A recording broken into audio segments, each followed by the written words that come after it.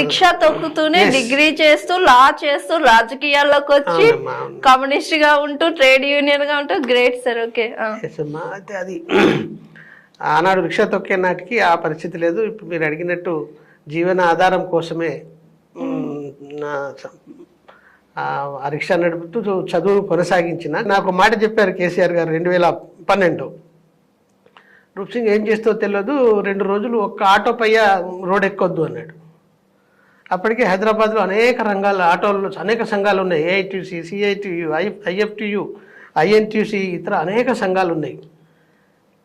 వాటితో అప్పుడప్పుడే నేను వచ్చింది 10లో 12లో ఈ మాట ప్రయత్నం చేస్తున్నాను, సంబంధాలు పెరుగుతున్నాను. నేను నా ప్రయత్నంలో నేను ఉన్నాను వాళ్ళని ఏకం చేయడంలో.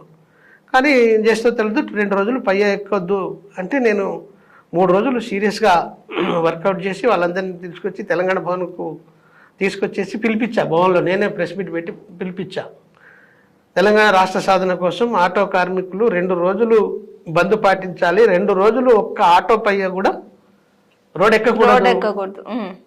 అది ఈ పిలుపును విజయవంతం చేసి ఆటో డ్రైవర్లు ఆటో కార్మికుల ఐక్యతను ప్రదర్శించాలి అని ఒక గొప్ప పిలుపునిచ్చా.